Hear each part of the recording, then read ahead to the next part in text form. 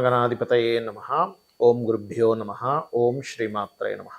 పరమేశ్వర స్వరూపమైనటువంటి జ్యోతిష, వాస్తు మరియు ఇతర అనేకమైనటువంటి శాస్త్రములను మనకు అందించినటువంటి మహర్షులకి నమస్కారం. హయగ్రీవ హయగ్రీవ హయగ్రీవేతి యోగదేత్తస్స నిస్సరతే వాణి జనుకన్యా ప్రవాహవత్ అరుణాం కరుణాతరంగితాక్షీం ధృతపాశాంకుశపుష్పబాణచాపాం అనిమాదిభిరావృతాం మయూకైః అహమిత్యేవ విభావయే భవానీ. శ్రీమాత్రే నమః. ప్రేక్షకులకి ఆ లలితాంబిక అమ్మవారి యొక్క అనుగ్రహం పరిపూర్ణంగా కలగాలని మనస్ఫూర్తిగా కోరుకుంటూ మనం ఈరోజు చెప్పుకోబోయేటువంటి టాపిక్ శని శుక్రుల యొక్క కలయిక. డిసెంబర్ మాసంలో 29వ తేదీ నుంచి జనవరి 28వ తేదీ వరకు, అంటే నెల రోజుల పాటు వాళ్ళిద్దరూ కలిసి ఉంటారు. అది ఒక యోగము, గుర్తుపెట్టుకోండి. ఇది జన్మజాతకంలో కలిసి ఉంటే ఏమిటి అనేటువంటిది కూడా నేను మీకు వీడియో ఎండింగ్లో చెప్తాను. కాకపోతే మనం రాసుల వారీగా చెప్పుకుంటున్నాం కాబట్టి శని శుక్రులు కనుక కలిసి ఉన్నట్లయితే గోచారంలో ఒక్కొక్క లగ్నం వారికి, అంటే మేషం నుంచి మీనం వరకు ఎటువంటి మంచి ఫలితాలు ఉంటాయి, ఎటువంటి విషయాల్లో జాగ్రత్త వహించాలి అనేటువంటి విషయాలు ఇప్పుడు మనం చెప్పుకుందాం. అయితే ఈ విషయాలు చెప్తుంది నేనైనప్పటికీ కూడా చెప్పిస్తుంది సాక్షాత్ లలిత అమ్మవారిగా భావిస్తూ ఒక్కొక్క లగ్నము, లగ్నం తెలియని వారి రాశి నుంచి మనం తెలుసుకుందాం. మీన లగ్నము, మీనరాశి. మీనం వారికి మీకు 12వ స్థానంలో శుక్రుడు, శని. గతంలో ఏవో ఇన్వెస్ట్మెంట్ చేశాము, అనవసరంగా డెడ్ ఇన్వెస్ట్మెంట్ అయిపోయిందని బాధపడేటువంటి వారికి శుక్రుడు వచ్చి చేరడం వల్ల అది కాస్త డెడ్ ఇన్వెస్ట్మెంట్గా కాకుండా ఎంతో కొంత దాని మీద ఆశ అనేటువంటిది మీకు పెరుగుతుంది. అలాగే రైతులకి, రియల్ ఎస్టేట్ రంగాల్లో ఉండేటువంటి వారికి, వాహన రంగాల్లో ఉండేటువంటి వారికి, విద్యా సంబంధించిన వాటిల్లో ఉండేటువంటి వారికి కొంతవరకు బాగుందని చెప్పుకోవచ్చు. అంటే మీడియేటింగ్ చేస్తున్నాం, ఒక గృహాన్ని అమ్మడం, కొనిపించడం, ఇటువంటి వాటిల్లో ఖచ్చితంగా మీకు లాభం ఉంటుంది, అందులో ఎటువంటి సందేహం లేదు. అలాగే ఇక్కడ మరొక విషయం ఏంటంటే వివాహం కోసం చేసే ప్రయత్నం కూడా ఫలిస్తుంది. కాకపోతే బంధువర్గంలో వారిని వివాహం సంబంధించిన ప్రయత్నాలు చేసినట్లయితే ఇంకాస్త త్వరగా ఫలించేటువంటి యోగం బలంగా చూపిస్తుంది. గతంలో పెట్టిన ఇన్వెస్ట్మెంట్స్ కాకుండా ఇంకా కొత్త ఇన్వెస్ట్మెంట్స్ పెడతారు. ఈ శని శుక్రులు 12వ స్థానంలో ఇన్వెస్ట్మెంట్ స్థానంలో వచ్చి కూర్చున్నారు కాబట్టి, అదేవిధంగా విదేశాలకు వెళ్ళాలి అని చెప్పి చేసే ప్రయత్నం 100% ఫలిస్తుంది ఇక్కడ. కాకపోతే కాస్త శని భగవానుడు ఉన్నందుకు రోజుకి 2 సార్లు హనుమాన్ చాలీసా చదువుకోండి.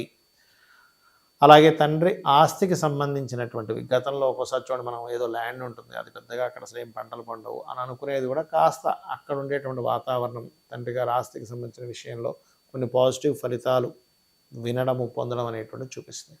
అయితే మీరు ప్రత్యేకంగా తండ్రి తరపు వారికి ఎవరికైనా సరే, తండ్రి తరపు లేనట్లయితే తండ్రికి తెలిసిన వాళ్ళలో ఎవరికైనా మీరు ఫ్రెండ్స్కి పర్టికులర్గా ధనాన్ని ఇచ్చేటువంటి విషయంలో కొంత జాగ్రత్తగా ఉండండి. ఈ శని శుక్రులు 12వ స్థానంలో ఉన్నప్పుడు సర్వసాధారణంగానే మీనలగ్నం వారికి 6వ స్థానం ఏదైతే ఉందో పూర్వజన్మ కర్మస్థానంగా చెప్తూ ఉంటారు. ఆ పూర్వజన్మ కర్మస్థానం యాక్టివ్ అయ్యేటువంటి టైం ఇప్పుడు. కాబట్టి ఏంటంటే మీరు తండ్రి గారితో కానీ లేనట్లయితే గవర్నమెంట్ పీపుల్తో కానీ శత్రుత్వాల జోలికి మాత్రం అస్సలు వెళ్ళకండి. మరియు కాస్త ఉద్యోగ సంబంధించిన విషయంలో బ్యాంకింగ్ సెక్టార్స్ లేనట్లయితే చూడండి, మనం ఒక్కోసారి ఈ ఫైనాన్షియల్ రిలేటెడ్ రంగాల్లోని బంగారం సంబంధించినటువంటి వాటిలో ఉద్యోగం, అంటే గోల్డ్ రిలేటెడ్ వాటిలో చేస్తూ ఉంటారు, మైనింగ్ కావచ్చు లేకపోతే షాప్స్లో కావచ్చు. అటువంటి వారు కాస్త ఉద్యోగ సంబంధించిన విషయంలో తొందరపాటు నిర్ణయాలు తీసుకోకండి. ఇక్కడ కొంచెం మారేటువంటి యోగం బలంగా చూపిస్తుంది. ఇంపోర్ట్ ఎక్స్పోర్ట్ బిజినెస్ చేసేటువంటి వారికి, విదేశాలకు వెళ్ళి బిజినెస్లు చేసేటువంటి వారికి, ఇక్కడ నుంచి విదేశీ సంబంధించినవి తెప్పించుకొని ఇక్కడ అమ్మడం చేసేటువంటి వారికి ఖచ్చితంగా మంచి ఫలితాలు జరుగుతాయి ఇప్పుడు. ఇక మీరు చేయవలసినటువంటి దేవతా ఆరాధన రాజరాజేశ్వరి అమ్మవారి యొక్క ఆరాధన చేసుకోండి. మరియు ప్రత్యేకంగా మీకు టీచింగ్ లైన్స్, ట్రైనింగ్స్ ఇట్లాంటి రంగాల్లో ఉండేటువంటి వారు జై గురుదత్త, శ్రీ గురుదత్త అనుకుంటూ ఉండండి, అన్ని విధాలా బాగుంటుంది. శని శుక్రులు మనకి జన్మజాతకంలో కనుక ఉన్నట్లయితే గుర్తుపెట్టుకోండి, దీన్ని లక్ష్మీ యోగము అంటారు.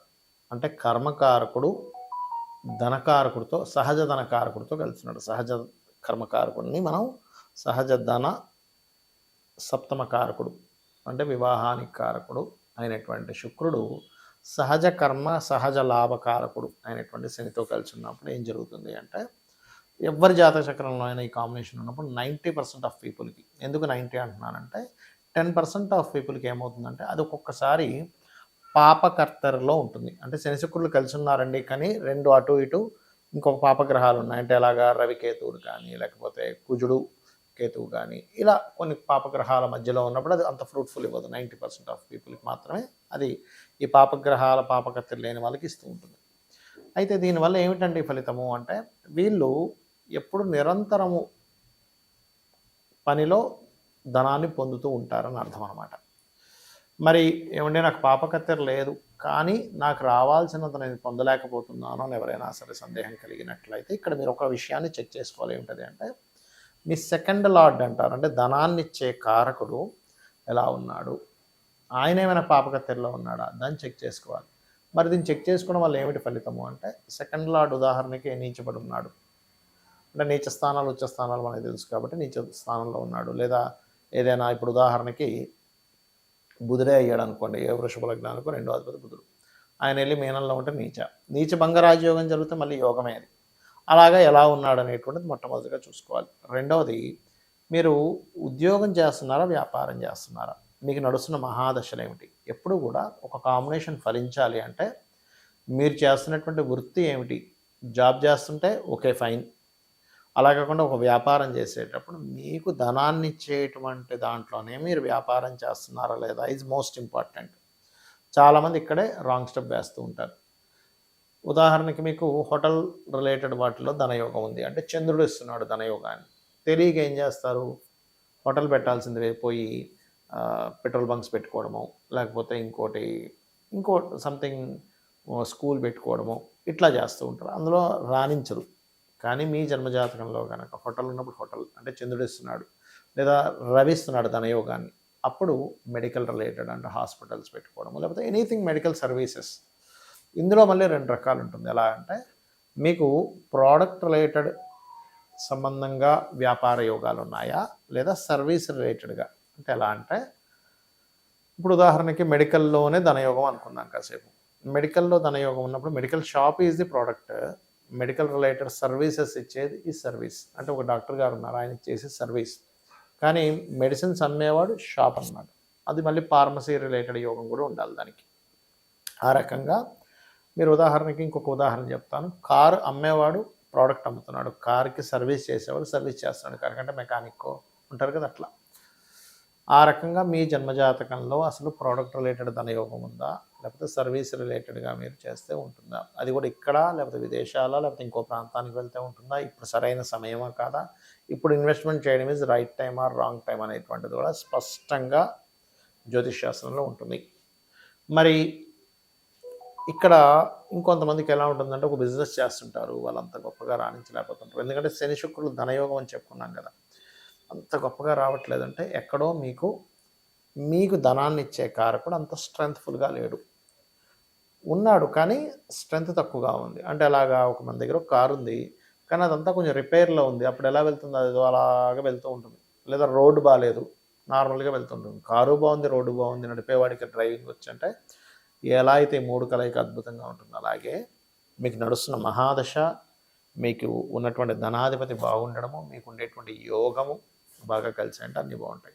మరి ఇలాంటప్పుడు ఏం చేయాలి, ఫైనాన్షియల్ గ్రోత్ రావాలంటే ఏం చేయాలి అంటే సింపుల్గా ఏం లేదు, మీరు నవగ్రహాల్లో ఇది ఏ లగ్నమైనా ఏ రాశి వారైనా గుర్తుపెట్టుకోండి. నవగ్రహాల్లో ముఖ్యంగా శని భగవానుడు, బుధగ్రహము అంటే బుద్ధి, మీ ఆలోచన మీ కర్మ రెండు సక్రమంగా సాగడానికి బుధ శని గ్రహాల దగ్గర దీపారాధన చేసి ఒక 9 ప్రదక్షిణాలు చేసుకొని అదే ఆలయంలో ఉన్నటువంటి స్వామివారికి అమ్మవారికి ఒక 3 ప్రదక్షిణాలు చేసుకొని మీ యొక్క సంకల్పం మీరు దేని గురించి అయితే ట్రై చేస్తున్నారు అనే దాని గురించి అమ్మవారికి కూర్చొని చెప్పుకున్నట్లయితే మీకు మీరు ఇప్పటివరకు ఏదైతే స్ట్రక్ అయిపోయి నడుస్తుందో అది కాస్త ముందుకు కదులుతుంది. అలాగే ఓం సంపత్కరీ సమారూఢ సింధుర వ్రజ సేవితాయ నమః, ఇది ఫైనాన్షియల్ గ్రోత్. లేదండి నాకు బిజినెస్ గ్రోత్ రావాలి అని అనుకుంటే ఓం ఇంద్రగోప పరిక్షిప్త స్మరతూనా భజంగికాయై నమః అనేటువంటి నామస్మరణ చేసుకోవాలి. ఈ రకంగా మీరు కనుక చేసుకున్నట్లయితే ఖచ్చితంగా మీకు ఒక రూట్ అనేటువంటిది లభిస్తుంది. మీకు సంకల్పం మీరు ఏదైతే బిజినెస్ ఉన్నదో దాని మీద కాన్సన్ట్రేషన్ పెరుగుతుంది. రోజుకు 40 నిమిషాలు చేయండి, అన్ని విధాలా బాగుంటుంది. శ్రీమాత్రే నమః.